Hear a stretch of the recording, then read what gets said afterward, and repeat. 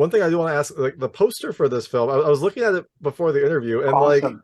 it is a cool. It reminds me of like a book cover, like a sci-fi book cover, like one Yes. that I Totally read when I agree. was a kid.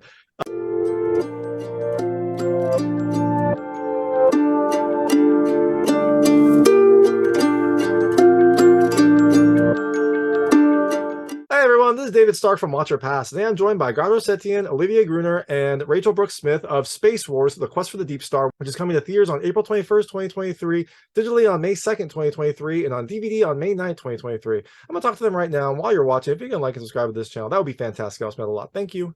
All right, so thanks so much for joining me. This is Garo Setian, the director of Space Wars: Quest for the Deepstar, which is coming to theaters on April 21st, 2023, and then digitally on May 2nd, 2023. It is a fun indie sci-fi film that to me felt like a throwback to some 90s space operas. It has a big idea, it has a really fun cast and some really crazy characters, and I'm really excited to talk about it. So thanks so much for joining me.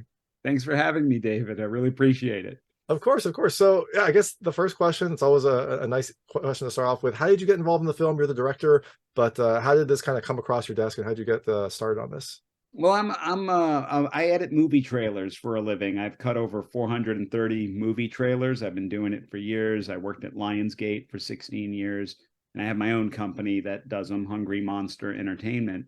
And my company, we did our first movie. Me and my wife created this company. We did our first movie in 2019. It was called Automation, and it was a sci-fi thriller about a killer robot and robots in the workplace. Robots are taking over people's jobs, and in the story of Automation, the robot not only the robot works so well, they decide to get rid of everyone else at the workplace, but then the robot gets word that they're going to replace him also with a new line of robots, and he doesn't want to lose his job, so he goes crazy. That, So that that's a was our documentary, right? That sounds like a Yeah, documentary. exactly. Yeah. So that was our previous movie that came out. It's on Blu-ray through Epic Pictures and is on Amazon Prime and all those places, Vudu, Tubi. And Jeff Miller, who's our executive producer and one of our producers, he actually was aware of this movie because he was working at a place where he actually read the script for Automation. He liked the script. And then when he saw the movie, he really liked the movie. And he was talking to me because he hired me to do a trailer for him. And he said he really liked Automation and he wanted to do a science fiction movie. So I presented him with a script I wrote, which was a very spaceship-based science fiction action adventure. Mhm. And he really liked it, but it was a bit too big and ambitious for what I think he was thinking, you know. So we kind of went back to the drawing board and tried to come up with something that might work for him. And meanwhile, at the same time, and he also wanted the script to have a role for Michael Paré because he knew Paré and he knew Paré liked science fiction and he wanted that kind of project. Mhm. So I actually Sarah French was in Automation, our lead actress who plays Taylor in this movie. And she was really great to work with, and my wife really liked her, and we wanted to use her in this new movie, whatever it was, because I saw that she was doing all these like crazy workouts and training and stuff, and she just was very strong physically. Mhm. And I thought maybe she could play a really cool action hero. And her boyfriend Joe is a wonderful writer, and they had been doing some projects together, and I liked the way they worked together and everything. So I approached Sarah about potentially playing the lead character in this, and she was on board. She wanted to do an action movie. She never did something quite like this before.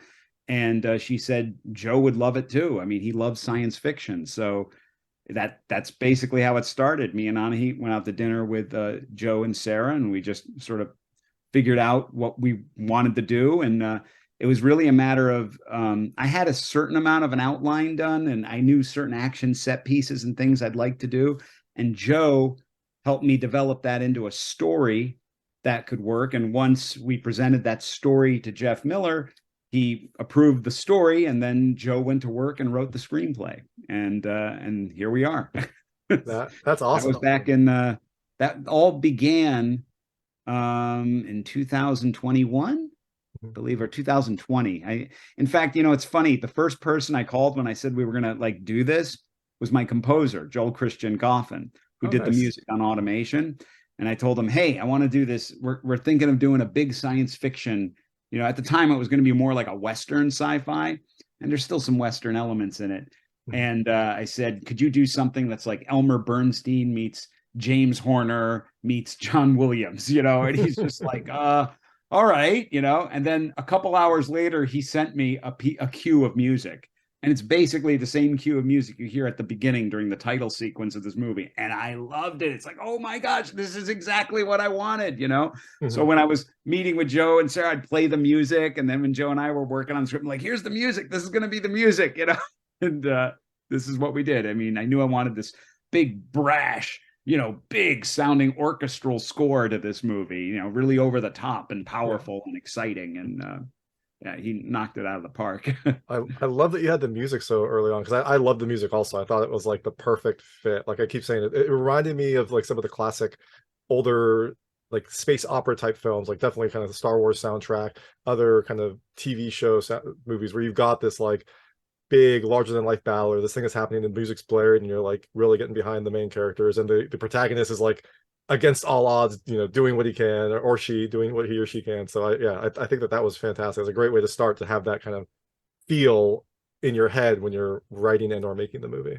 Yeah, it had to be that way. And even the lower budget ones in the past, like, you know, Star Crash had a John Barry score, or Battle Beyond the Stars introduced us to, you know, James Horner's amazing score, which eventually a lot of those sounds ended up being used in Star Trek II and Krull and, you know, all these movies. So yeah, all these, if you're doing a space opera, it has to sound big. The last thing you want is a tinny, you know, sounding, you know, really synth sounding score, you know? Yeah, you want it to be exciting. You want everyone to kind of like get behind it. Yeah. So you mentioned you had kind of like some of the main, like some set pieces in mind, and then you kind of built the story and then the script off of that. I was wondering, like, how much of this world was built out when you were creating it? Like, it seems like there are other worlds, other concepts. Those could just be like thrown in to fill, or do you have like a larger kind of world built, kind of like what Tolkien would do, but probably not to the extent Tolkien did, but like, did you build out a world and then kind of make a story in it, or did you just kind of like make the story and have the world slot in when needed, and in the future maybe? It kind of, it began with the action set pieces, and then it became, you know, story. And then, you know, one of the things Joe did that was so wonderful. Ooh, we got Olivier coming in. We have another person. Yes. This is Olivier. There he is. Hey. Sorry, How are guys. you? I just landed. Oh, wow. You just landed your spaceship. Oh my gosh. I fly helicopters. That's amazing. It's great to see you, Olivier. It's good to see you, guys. Oh, yeah, it's good to see you. Yeah. Oh, Are you wow, ready there for go. tonight? Now you look like Oh, yeah, very excited. It's going to be a lot of fun. We're doing our big screening Awesome. tonight in Beverly Hills, so it's going to be really amusing. We have Michael Paré coming as well, and Sarah French, and Sadie Katz, I believe, will be there, so it's going to be fun. That'll be awesome. Did Olivier, we just lose Olivier? It probably just has poor reception in an airfield. All right. We're probably frozen to him, you know. We're probably very, very likely.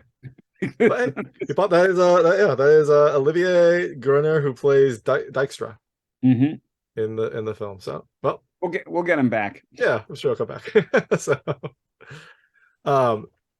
So yeah, so it sounds like you kind of had the story built out and then added some elements to kind of fill in the story. Because I'm kind of curious, you know, this is probably a later question, but like, are there going to be more stories from this world? Is there? It feels like the way that the film ended, you could definitely have additional stories with a core group of characters, but I wasn't sure like what the plan for that was. That's definitely the goal. I mean, we would love to make more of these. Everyone loved working together. Our whole team of producers and the actors, great bunch of people, everybody. And if this film is a success, I can assure you, you will see more adventures of Kip, Taylor, and Jackie. And that's something we really want to do. And I've been telling other people this, it's like, it wouldn't be like all part of some epic saga where we're going to like build to the big climax or anything. It's not that. What I'm interested in doing is I miss sort of more episodic individual adventures, you know what I mean, in movies and television. And that's what this would be. each film would be its own story and its own Welcome back. adventure. There he is. I'm So going to go into the Olivier office. played- It would be easier. Yeah. So Olivier here played Dykstra, our main villain in this movie.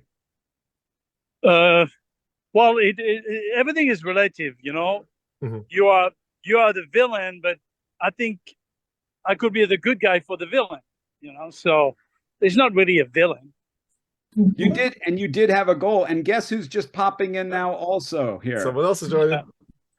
Another quote unquote villain, right? Yes, we have your lady friend Rachel here, who Hello. played Nina in the film.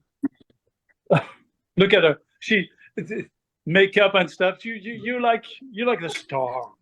No, she's definitely set up. You know the difference? She's all decked up, and me, I just come out of my helicopter. So I actually just came out of a plane, so you know. can't say that, you know. They both just landed. Oh my gosh. Well, thank you for making the time. People make fun of me because I like travel with a bin of stuff as well. So like as soon as I get to the hotel room, I'll like set up a light and set up like a background to make sure I'm ready just in case. So Oh yeah, yeah. All right, so everyone ready to go? Everyone good to go? Oh yeah. Sure. Perfect. Let's Okay. do it. So I guess we were just talking about the film and kind of how it came to be. Garo, it sounded like there were a few people that kind of signed on early on, but how did the rest of the cast, specifically how did Olivier and Rachel, get involved in this film, and how did you kind of build the rest of this cast around kind of the main story? You know, it's actually interesting. Both Olivier and Rachel were the ones who probably came aboard right towards the end, like of the casting process. Because a lot of the actors I knew already, or we already had in mind for certain roles. We were trying to find a villain, someone who could go toe to toe with Michael Paré, and Olivier was someone like who I really wanted to work with. And Jeff reached out to him and found him, and I was yes, because I remember from NEMESIS and Angel Town and all these other amazing movies. And Rachel, it's very interesting because Tyler Gallant, who plays Wade in the movie, I met with his agent, and she told me about Rachel. She showed me some video of Rachel doing she's like, boy, you're doing an action movie, you really got to see this girl. And she was showing me her like at the Comic-Con just having this slam down fist fight with this other girl. Oh, hopefully that was planned. That was planned, right? yeah it was like a choreographed thing, and it was awesome. And I saw her reel, and I'm like, man, she'd be great, but we already cast this one part and everything. And then the other actors had another commitment and just had to drop out. It was nothing bad or anything. It just she had another thing, a schedule issue. So we went back and said, hey, would Rachel want to do this? And boom, we got her. And so excited. Sure. That is awesome. So I guess Olivier and Rachel, when this came across, like were these specific characters ones that you were interested in, or did you just want to be in this film and kind of audition for a lot of people? Because you both ended up playing villains, which I'm sure was fun, but I was just curious which parts you were going out for. I'll start with Olivier. Okay. Well, first of all, he told me I would play the hero, and I would be in the poster, and would have my face and my name above the title. I mean, I would have sushi every day. So I said, yes, I'm going to go for a vacation. Yeah, I want to sign up now. I want to be in the movie. Joking aside, no, it's just I had to read the script first and just look at the character, and it was pretty cool. Plus, working with Michael Paré, it's great. And then obviously, I didn't know Rachel, but now I know Rachel. She's fantastic. Mm-hmm. So it was really, it's great to work with people that you know already, but they become friends. And I think the chemistry between all of us works perfectly because we get along, So then you just have to follow the director and play the character that one way, and then the director said maybe we're going to go the other way, and you try and see how it works, and then he guides us, So we just but. The great thing for me is to work with people that I like to work with. And then the chemistry gets together, and then I go with the character. And the great thing about Bad Guys, it doesn't matter how you play it, we have better range than when you play the good guys. You know, I think being a bad guy sometimes it's easier for the character. You know, the way you play it doesn't matter. Really. For sure, for sure. Rachel, what about you? Would you specifically try out for the bad girl in this film, or?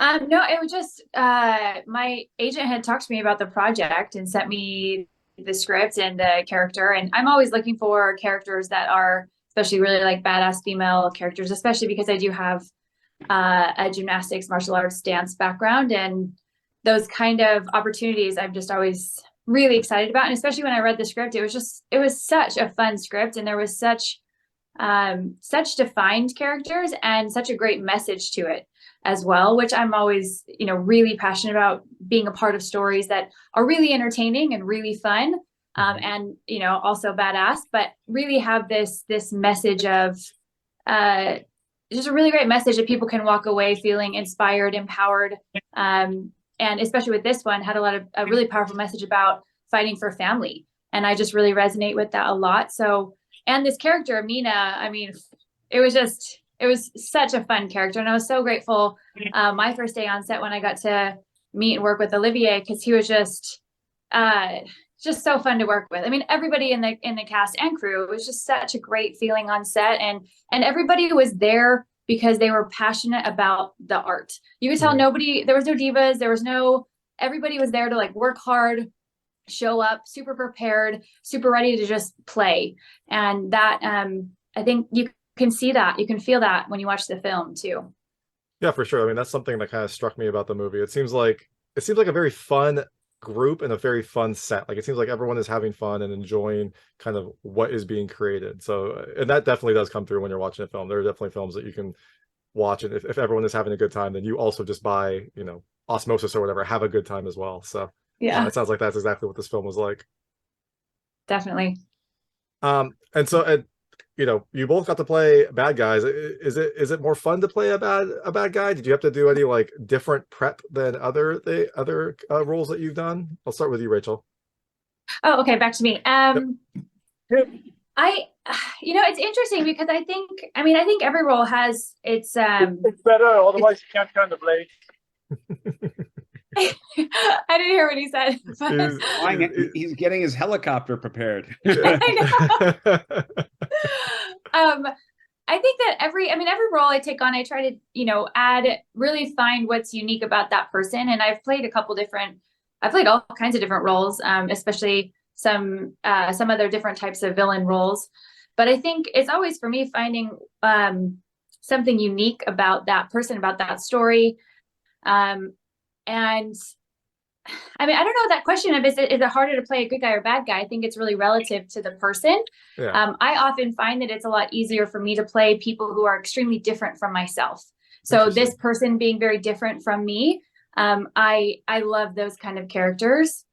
And for some reason, just have a lot of fun playing. But at the end of the day, I don't think anybody thinks that, especially when you're playing a villain, nobody thinks that they're like a mean, bad person. I think it's more about like, you know, for Nina and other villain characters I'm playing, it's really finding what it's more probably about they just want to win. They want to get what they want, and they'll do whatever they can to get it. And it's finding those nuances and characters. Because at the end of the day, I mean, I think Nina thought that she was doing the right thing. She was a good person, and not a good person, but you know, she just thought winning was the best, you know, and she needed to win. She needed to get what she wanted. She needed to protect herself. And, you know, when you're coming from that place, everything's coming from a really grounded, real human space. Yeah, for sure. And, you know, like you said, Nina's character was just trying to kind of like, you know, not be a good soldier, but like help Dijkstra out. And so she was just helping the team, trying to like make sure that they got their score and that everyone could kind of like go home and do what they wanted. It was a game, you know, it's just a game for her, and she wanted to win. And, you know, for her, you know, killing and winning the battle is like winning the game. And so, you know, it's just a heightened, weird reality. We all live in our own realities. We're all creating it all the time. And it's just, you know, this film just happened to be, you know, a crazy space adventure with really crazy characters and totally different reality than most of us live in. But that's what makes it fun to watch. Yeah, exactly. I also like that you said that it's like easier for you to play a different role, because that probably helps you kind of like it's more of a performance if it's very opposite of what you are. If it's what you are, maybe it's a little bit tougher to kind of like fully invest. So that's an interesting point as well. Yeah. Olivier, did you have to do any special prep to play Dijkstra? Did you, I don't know, you No. have to like fix your hair a lot? Like your hair was perfect throughout the film. Yes. You know, I haven't seen the film yet, so I don't know. Rachel, have you seen it? I have, and it's really good, Olivier. Like I was cool. pleasantly surprised. I always go into watching films that I'm a part of with like low expectations. So just in case, I've had bad experiences. I've had bad experiences where I got really excited about a project because you never know, right? You just show up and do your best, but obviously editing, sound, all the things make such a huge difference. And yeah, this one, Garo and the team, everyone did a great job. Yeah, so it's going to be interesting tonight because it's going to be my first time that I see the film, the movie, and the trailer. I'm excited, and the visual effects. I'm very impressed. You know, you guys, you worked magic. That's what I can tell. You know, the producers and the director and all of you, you did an amazing job. You know, it's great. I mean, you produce magic. That's what I'm just trying to say here. So I can't wait to see it tonight. It's funny because when we shoot a movie, and she's right, I mean, you don't know how the movie is going to come out, you know, and then sometimes you really good and you think it's going to be such a great movie and your part is excellent, and the way they edited it and the way they put the music and the wardrobe doesn't work. But this one, you know, I'm excited to see it because I think you guys you did a terrific job, and I'll see it tonight, you know, and for the first time. So that's exciting for me. Oh, and my son was the guy holding the claw. Yeah, the monster arms. Nat and his son Nash and my son Hunter were both operating those during a sequence. Oh, that's awesome. That was so much fun. Yeah. I mean, honestly, you know, you work on set sometimes, it can be stressful. But when you have fun and you're with friends, and that's, I think, you know, the director and the producer are really putting the tone on the set. And you can see that when the actors have a lot of fun, we become more creative, you know, and we are willing to do things that all the time we'll say, I'm not sure, you know, because everything is relaxed and we really trusted you guys, really, honestly. Yeah. And we went with the flow and you produced magic. So tonight is exciting. I can't wait. I was so grateful, you know, to both of you and Tyler and Jed, and how you guys sort of created this dynamic. It felt like you guys have been traveling around in space together for a long time when we meet you. It felt like you all knew each other already, you know, for a while. It was like almost like this weird family, you know. You guys were all hanging out, you know. Yeah, it did feel like two families that were kind of like polar opposites of each other, trying to like go for the same goal. Yeah. Have you seen the movie too? Yeah, I've seen it. I saw it a couple. I watched everything twice before I do an interview, so I saw it twice. Okay, awesome. I didn't know. So did this is for anyone that wants to talk. Was there any like background material that you watched, like some, you know, obviously everyone's seen like Star Wars and Star Trek, but did you see any like space films or like reading these space novels to like get prepared for this, or was this just kind of like you jumped in and everyone's got like a background of space movies from their past? Or did you like send out any like care packages to watch? I just have a lot of them here. This whole wall is all science fiction and fantasy movies. Okay, well, that's my resource. Old and classic, old Star Trek, and there are specific sort of those 80s soap opera, space operas were the kind of movies that I really liked. The ones that came out in the wake of Star Wars, like Battle Beyond the Stars or Star Crash or Space Hunter, Adventures in the Forbidden Zone, Kroll. You know, all these other fantasy and sci-fi movies that were just sort of fast moving and fun and entertaining. And, you know, there were, you know, singular adventures of their own in their own universe. That's the kind of movie I wanted this to be. Yeah, for sure. Olivier or Rachel, did you watch anything specific for this? Any sort of specific prep work or? Nope. All right. I was just waiting. It's so weird because I don't want to talk over him, but I'll just say, I mean, I think, you know, similar to Garo, I just my whole life probably, you know, like of just being a huge fan of all different kinds of you know, action, sci-fi, adventure films. And also, you know, when it comes to prep work, it was really cool, you know, because we don't really have a lot of time. We shot this really fast and on a really what's the right word I'm looking for? Tight budget? Yeah, well, I was going to say like ambitious budget. But you know, on set with me and Olivier, I mean, and you can ask him any spare moment. I was like, Olivier, you want to show me some like tactical, like, can I like pick your brain on tactical like training or like fight scenes, or like what can we add to this from your real life experience? Because Olivier is like a real life badass. And so, you know, in between, I have so many different, like, you know, social media of me like learning different things and like just tactical training and stuff like that. And it really was Olivier as well that really helped make some of the fight scenes in the film like what they are, and really, really incredible scenes that we shot so fast and in very tight spaces.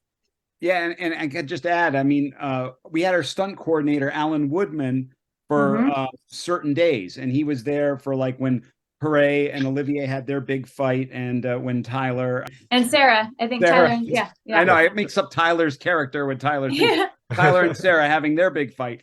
But then we had a big fight also with Rachel and Sarah, and that day we did not have our stunt coordinator, but Olivier was just sitting there kind of watching us. I still remember, and he was sort of like, yeah, I'm like, well, you don't think that's where? He's like, no, I can help if you want, you know.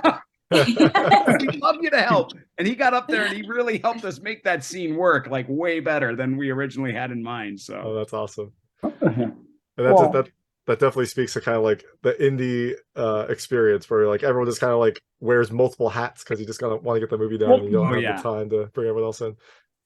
And sometimes that's the fun of it, you know. I think that's the fun of it, you know. You don't have the pressure. I mean, when you work on big budgets, sometimes you have to stand with your lines. So sometimes it's kind of stressful, and you take out the fun, you know, of doing a project when you. But first of all, I never impose myself, so I let them just, you know, ask me. Would you? You did a great job of that. You did a great job. Okay, cool. Let's go have fun. But these girls are very athletic, you know, so that's easier, you know, when you work with people who are not afraid. And what's amazing about these guys, and they're very ambitious, you know, they want to do a good job. And that changed the whole game, you know. They don't complain. They're always like, yeah, let's do this. Yeah, can we do this? Oh yeah, that's awesome. So then you become even more and more and more creative, and you can even push, you know, the envelope. And then and that helps us a lot, you know, the producer obviously, but you know, when you choreograph a fight, because you know you don't want to break a nose. I mean, I've been to so many sets and so many accidents I've seen, you know, that it's always risky, but you want to make sure not only they're professional, but they are very enthusiastic, you know, when they do their job, and you know, they listen, and that's great. So it was an easy job for me just to help. I mean, awesome. If it was somebody else, it would be maybe a problem, you know, when they start complaining. But they're awesome girls, so very athletic too, so that helps. That was awesome.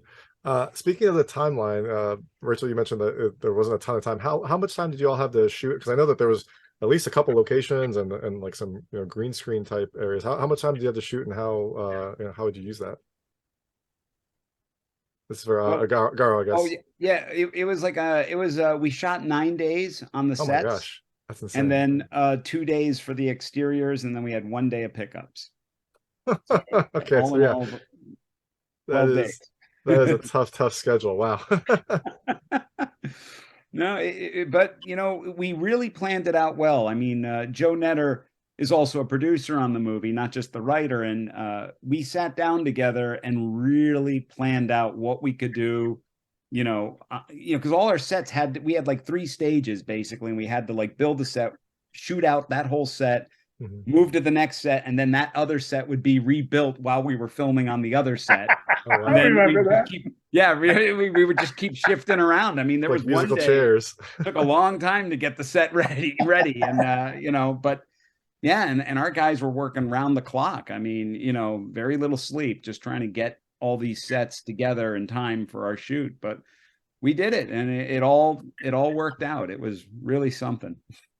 And one of the things that I loved also is the costumes had like a certain type of charm to them, because they felt thrown together, but they all worked, which I love. Like, you know, you kind of had some pieces. Who did that? Was that like, did the cast help? Were there just like pieces that people brought in, like, hey, this looks like it could be in space. This is a little weird. Like, how did that work out? Well, we had Joanna Heckman did our costumes, and she was amazing. She worked with each actor and coming up with their looks. And finding elements. Sometimes the actors would bring certain things to them. I know, Olivier, like you had your own gun holster and stuff. I remember all that. And you know, everyone. I know my wife like picked out a certain thing she was going to wear as Jackie. But then, you know, other accoutrements, you know, Joanna would bring in. But a lot of stuff, I mean, she brought that wonderful outfit for Rachel. She put that whole thing together, and then there was Manx's costume, which was magnificent. You know, he had like a scorpion on his head, which I love. She said her goal was that people would be cosplaying as these characters at conventions later. So that was what we tried to do. Very distinctive characters. That was the important thing. That is awesome. And did she also, like, you know, there were also some weapons, like, was that also part of that, or where did the sci-fi? Mostly those were designed by Ted Smith, who's just an incredible foam fabricator and prop creator. He designed like the chairs that we had in the spaceship, and the lighting panels, and a lot of the props we used, a lot of the guns. Other guns and props were supplied by my friend Mark Ross. He did a lot of that work too. A lot of them were like left over from other sci-fi projects he was working on, like some short films and stuff. He's like, here, you can just take all this stuff. Like, okay, great, we got all these cool things. And then we had a production designer, Anthony Pierce, who would build the shells, you know, of the spaceships, and then decorate the walls with all this other stuff, including Ted's props. So it was a very collaborative effort. You know, we also had some set dressers and stuff who would help too. Nice. And I'm kind of curious, Rachel, you said you saw this film. Did you see it like a festival, or did you get like a screener of it? I want to know if you saw it. Did you see it in like a big group? I got to see it, yeah, on a big screen. It was a festival, I believe. I can't remember which one it was, but yeah.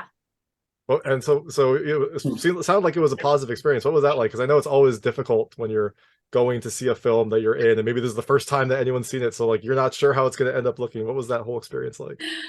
Yeah, it's always an interesting experience, because like I said, I've had some not so great experiences where you're really excited about something and then you see it and it was not what you thought it was going to be at all.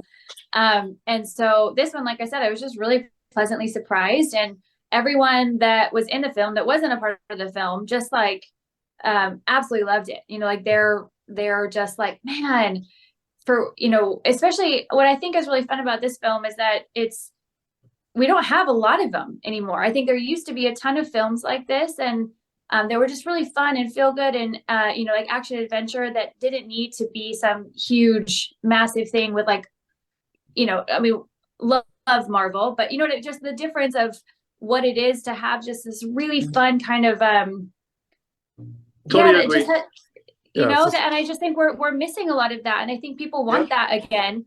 And it really showed when people saw it. They're like, man, I feel like, you know, this is like kind of the feeling, not very, very different from Back to the Future, but just kind of that feeling of just fun, feel good action adventure. And it was really cool to see how everything came together. You know, again, there was, especially I love in film, you know, you're only as an actress, you're there on set for the days that you film. So I didn't get to see all the other scenes that were shot. So it's just fun to see how everything was pieced together.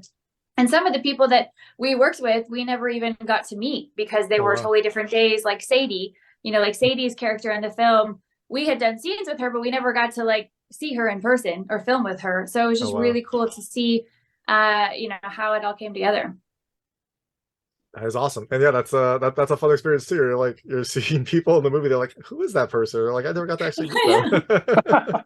And they're talking to each other like they've known each other for years. Even that exactly. Scene you're talking about, it's like, you know, Lenora, darling, how are you doing? You know, you know?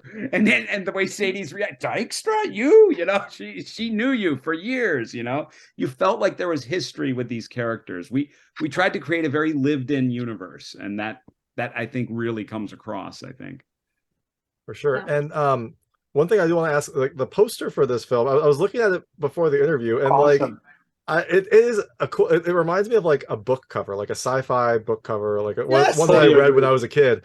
I'm Awesome. curious though, like there was an army guy in fatigues. There's like a planet split in half. Was there any rhyme or reason, or did you just like, hey, here's a few elements from the film, make it look really cool, and then just kind of like let someone go and do it? So in all fairness, okay, so like the kind of poster that I originally had designed was this character poster with all of our characters on it, and it's kind of like almost like the Dungeons and Dragons poster or something, but like again, or Battle Beyond the Stars. That was the sort of template we had, and we had Sadie sort of as Darth Vader in the silhouette and all this. But the distributor just wasn't as excited about that. They wanted to do something different, and that's what they came up with. And I think Awesome. it's funny when you said the book cover, that is exactly what I said to them. I said it feels like an 80s sci-fi pulp cover, you know, like book that I would have found like back then. So I loved it. I thought it was great. So now we have all the posters. So it's like, okay, we got that, and we got our character posters. So and you know, it really came out wonderful. But yeah, I mean, it's more, and you have that big planet thing. Those are our spaceships, though, in the scene, so that's cool. and the monsters are in there too. But I was like, I was wondering if there was there another arc where it was more built like Starship Trooper-esque, or did they just like, hey, we're gonna make it look really cool, and then people are gonna go in and see it, and they'll just have fun anyways, and they'll forget that there was like an army guy in the movie. Yeah, I think that's the thinking. I mean, you know, you want something eye-catching, and you know, you do get monsters, you do get spaceship battles, and you do have people with guns. So it's all in there. I don't think anyone that sees the film is going to be like upset that the poster didn't fully reflect it. I think everyone will be fine with it. They really did a great job, you know, and it just it feels like a whole campaign now, which I love. Yeah. So I know we have limited time. I'm gonna switch. I call it the lightning round. They're just lightweight questions about the film. I want to see how your personal experiences map to things in the film. You can feel free not to answer any of them. I will not be offended, but I try to keep them very answerable. And I will try to call other people, or maybe people who feel called can answer, because they're supposed to be pretty quick, but it's always tough when you've got multiple people. The first question is, there's a scene where like there's a gun under a bed that is crucial in one of the scenes. Do you all sleep with a weapon nearby? It doesn't have to be a gun. Like I sleep with a flashlight like near my bed, so I can like turn it on if I need to, and also it's like a big old mag light, so I could, you know, use it if I needed to as well. I have a baseball bat. That's a good one. Don't say anything. I was gonna say, I imagine Olivier probably has some, considering how y'all talked about him. You know why I don't say anything? Because it's a tactical. It's a tactical. Yeah. Then if somebody I can't give away my stuff. I don't want people to know what I have by Don't the say end. anything. Then I Good can't point. secure them with on that it. one. We all have machine guns. Rachel's like, I got these. It's justice and peace. That's all I need right here. Yes. Lightning and thunder. Exactly. Yes. So good. This next question. This is it's an adventure film. When was the last time you went on an adventure? I mean, it could be a road trip. It could be like a last minute trip. Like when was the last time you just kind of did something crazy out of the ordinary? I'll start with Garo. Well, no, Rachel, go for it. Well, I was just saying, I'll go first. I mean, I feel like, especially for the past 2 years, every day has been kind of an adventure, just because my husband and I put our stuff in storage. And so we've been doing this digital nomad thing for the past 2 years. Oh, wow. And so we're always, you know, kind of in this different place, or every new month is kind of this new area that we're living in or working in, and kind of just letting a lot of work and life and filmmaking take us wherever it takes us. Because we realized that we were, you know, we were just always all over the place anyway. So we're like, why are we paying rent when we could just live and work wherever we need to be? You know, just be wherever we need to be whenever we need to be there. That is so awesome. Yeah. I don't know. Making this movie was my big adventure. Really. That counts. You know, this was a big undertaking.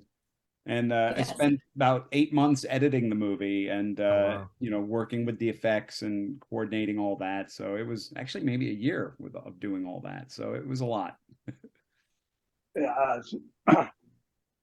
And for me, I'm always live the adventure. One day I'm here flying helicopters. Next day I'm shooting. Next day I'm skydiving. Next day I don't know. Who knows what's gonna happen? Yeah. Right. I'm like Rachel. You know, yeah, I think that's why we connected so well on set, because we both have very much that like adventurer spirit, where every day we're trying to create adventures. Yeah, I mean, it's that's life. Really, you live life like we were a nomad anyway. That's what we're made for, you know, human beings. We are not made to stay in one place and work constantly 24/7. I'm with you, Rachel. Woohoo! I like my and I like for my you, Garo, you know, when you make a movie, because I may produce, finance a couple of films, you know, you don't understand the work behind making a movie. Yeah. I mean, I tell you, it's an adventure from start to finish. So it's when most of the film you make them, first of all, most of the film people talk about it, but they never shoot anything. The next thing is some people talk about it, they have the money, but they cannot finish it because they don't have enough money. Some people talk about it, make the movie and finish it, but then they can't find any distribution. And then other people like you, Garo, not only you made it, you finished it, you distributed it. I mean, it's a big accomplishment. I mean, you should have a big applause on that. I mean, honestly, just to finish it is amazing. So I know what it takes. So a lot of nights you didn't sleep. I know that. I know. Thank you. I appreciate it. Yeah.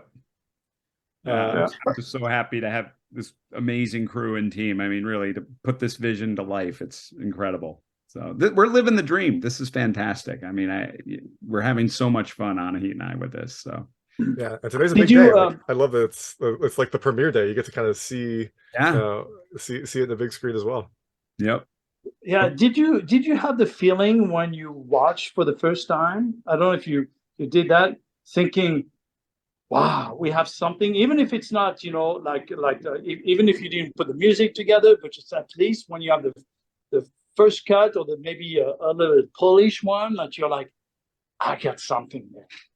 And that's exciting. I did. I was very excited early on because, like, just when I started cutting it, you know, I could tell it was going to come together really well. Even when we had sort of our first round of like temporary effects in it, I knew we had you know, just seeing the actors on the set and everything, it was working, you know, and, but, you know, once we got all the other effects in and we had, you know, we had times we had just storyboards in place in the action scenes and stuff. And then you added the music and the visual effects and all the sound design I was doing with James Kondelik and these other sound guys. I mean, it just more and more came to life and became this real thing. And when did you see it for the first time? Finished the first time, I think it was. Who was there? I just want to know, because I had that. This is a big thing.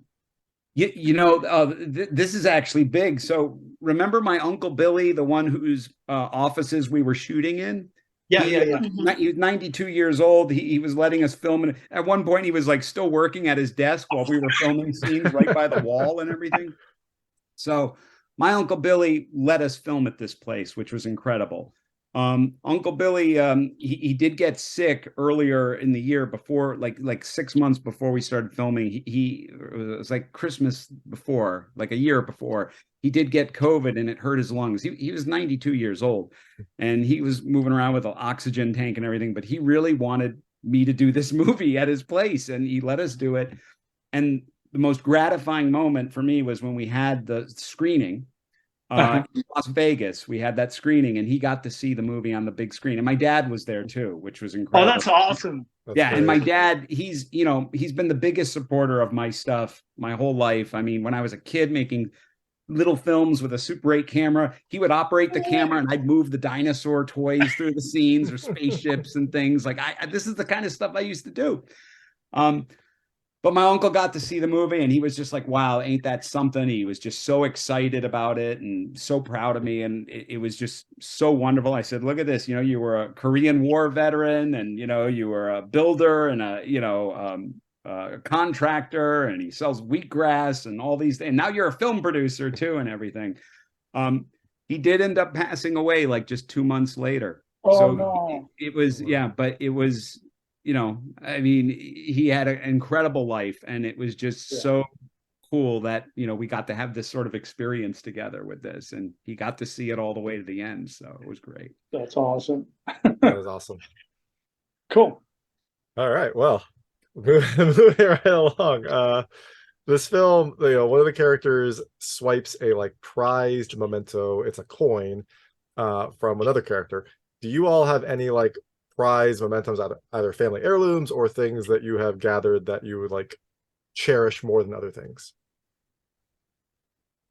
Rachel, that's your question. She looks like she's contemplating. She's like, I don't have anything. I sold all my stuff and we just move around the country. Well, honestly, all I have is my memories. I really do love that question though, because I think more than anything, I would say what I do love so much. I mean, my families, we've, just like most families have been through the ringer when it comes to like ups and downs and twists and turns in all of our relationships and as a family. But I think more than anything, whereas even like Christmas and stuff, we used to give each other presents, and it was several years ago that we all kind of decided as a family, like, hey, we don't want to do that anymore. We just want to have experiences. So we were just like, we're no longer giving each other presents. We don't need a bunch of stuff. What we want to have is create magical memories and moments together. So instead of spending a bunch of money on presents and stuff like that, we always plan trips together and really intentionally try hard to create fun adventures together and fun things together. And more than anything, those really special memories that make life feel so meaningful. So not really a special thing, but definitely moments and memories are that. Yeah, that's a great policy. I love that. Mm. Anyone else? Well, I could say my dad has collected over the years ancient Armenian coins. Oh wow. We're Armenian, and so we have like Levon coins or Hetun coins, and for a while there was a Setian rare coin prize for like people who achieved a certain grade level, Armenian kids who would show certain academic achievement, and they had this award that they would give to people, and my dad would supply those coins because he collected these over the years. And so there's awesome. A lot of people out there who have a Setian rare coin or something, out there. Those don't disrupt magnetic fields though, right? Those are just normal coins. Well, they're pretty old. Yeah, that's awesome. Yeah. All right, Olivier, do you have any prize mementos, or maybe you don't want to say, you don't want to give up your secrets also? No, I don't. I really don't. Why I have the freedom. I call it freedom because I can lose everything and I don't mind. I don't care. So I don't like to collect anything really. I think education is the most important thing because that's what you're going to carry for the rest of your life, and they can't take that away from you. So investing in myself in terms of education, I think this is what's more important for me than anything else. And then, and then you go live the adventure like Rachel does. I think it's awesome. That sounds wonderful. That sounds amazing. Next question. The film deals with this like process to create essence, which I kind of analogize that to maybe like someone's ashes. Do you have anyone's ashes that you have kept, or like a memento from like a family member that you kept that like reminds you of them? It's kind of related to the last one, but maybe more personal. Or it could be a pet. Maybe you have a pet. Yeah, I'll go first when it comes to my grandfather that, we had a special relationship with, my dad's dad. He would paint a lot. And so and there are these beautiful pictures, and Lake Tahoe was always this really special place that I would go when I was young, and we would spend time together.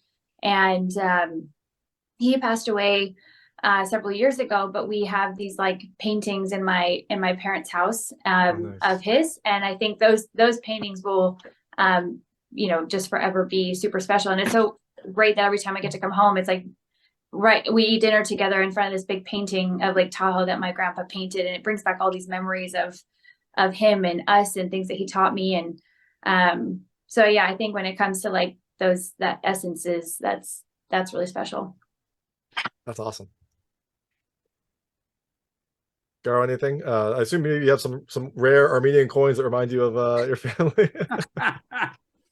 I don't know, a lot of photographs, I'd say.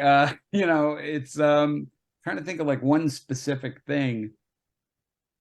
I don't know. You might have to come back to me on that one. I probably feel this lightning round, That's no worries. Olivier, anything specific? Any like ashes or mementos from family? No, it's just up here. Okay. That's the best place for it, right? Right? Yeah, they're great. They're a great family, though. They have the best family in the world. So That's awesome. I'm a lucky man. That was awesome. All right, and the last question is: if you go to any planet in space, which one would it be? We'll start with Garo. Well, if there's one with life out there, I'd want to visit that one, really. You know, just cut right to all it. the ones out here, there isn't much there to look at, you know? Huh. I definitely second Garo's of, you know, wanting to go to somewhere with life. But more so, I just had this vision of like getting to like run around Saturn's rings, you know. So if that was possible in some crazy world, just getting to like dance and run around on Saturn's rings would be like amazing. That would be awesome. I kind of want to go to Pluto just because, you know, in my mind it's still a planet, even though it's not. In my mind it's still a planet, so I just want to like be there. But I think it'd be pretty boring. I'm pretty sure it's just like an empty rock. But that's kind of where I'd want to go. I don't know. What kind of planet? All right. Just planet Earth. That's the one you want to go to. Yeah. That's the best. Yeah. I do like it here. It has its ups and downs, but it's been nice. So the film is coming out. It's being released today, April 21st, 2023 in theaters, and it's coming to digital on May 2nd, 2023. You're out promoting it, you're getting the word out, you're kind of, you know, getting people to go see this film, but I'm sure you have other projects in the horizon. So after people see this film and see you all in it, what can they look for next? We'll start with you, Garo. Next, well, we're hoping that we might do more adventures of Taylor, Jackie, and Kip in space. So we might do more Space Wars. That's something we're seriously thinking of doing. So we'll go see this movie and we'll make more. Yeah. That's awesome. And when Rachel and Olivier come back somehow, some way. Yeah. Well, I mean, you know, I do like this team a lot. I will say that. And I also have another sci-fi script that I'd like to do. So, you know, if it's Space Wars or maybe this other project, but definitely I'm going to keep my hands in science fiction and special effects. Excellent. Excellent. And Olivier, what about you? Do you have anything on the horizon? Yeah, I got plenty of things. I mean, it's every year at least 10 projects, but I can't do them. So it's very hard. I'm limited on time. And, you know, it's funny, in the old days, being an actor was a profession, right? I think the industry changed a lot. And now it's more like, let's go and do a shoot here. So you make certain amount of money, but you can't really like, it's hard to maintain that way of life, you know, especially when COVID came, shut down everything. So it's kind of a very risky business, kind of, even if it's fun. I think I'm going to produce one film pretty soon, but I want to elevate, you know, the action.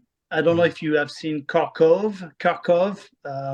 It's made in Russia. It's insane. It's amazing. So, but anyway, I'm talking about the action, the way they handle the guns, and it's totally different level of. I haven't seen anything like that yet. It's called Kharkov, and so I'm going to do that, and I have like 5 offers to the different project, but then again, it's just you know, we'll see how it goes. But you know, I'm not as pretty as Rachel. So Rachel, come on, you are the. You are plenty pretty, one. Olivier. You are plenty pretty. You are the one. Yeah, I'm actually. I just got here today to North Carolina for Comic-Con for another film that's coming out in September, called Legend of White Dragon, that I play the main hero female character in. Awesome. Really excited about that project, as well as another one called Alien Country. And both of these are actually kind of sci-fi action adventure films, which is really fun to stay in that genre. Completely different characters though, whereas in Legend of White Dragon, I play like this hero character, and in Alien Country, I play this like best friend character that's very like Southern, sassy, really kind of feisty comedic relief part of the film. And then there's another animated film that I play a villain character in that I can't say the name of it yet, but it'll be out. That won't be coming out till like later in 2024. That's awesome. I love that everyone's keeping busy and everyone's kind of staying working. So that was that sounds great. I'm looking forward to all of them. I can't wait to see all of them. This is the film was a lot of fun, so I can't wait to see what you all do next. Awesome. Thanks so much for having us. Thank you. Yeah, thank you for having us. Of course. So the film is Space Wars: Quest for the Deepstar. It comes out in theaters on April 21st, 2023, and digitally on demand on May 2nd, 2023. This is Garo Setian, Olivier Gruner, and Rachele Brooke Smith. Thank you so much for your time. Yeah, and we're also going to be on DVD May 9th as well. There you go. Yeah. All different ways to see it. Good seeing you guys. Thank you. See you guys. Thank you. That was Garo Setian, Olivier Gruner, and Rachele Brooke Smith of Space Wars: The Quest for the Deepstar, which is coming to theaters on April 21st, 2023, digital on May 2nd, 2023, and DVD on May 9th, 2023. It is a fun throwback sci-fi space opera that has a fun cast, some really crazy characters, and a campy feel that makes it just really fun to watch. If you like this interview, please like and subscribe to this channel. It helps me out a lot. Make sure all my new content goes straight to you. Thank you.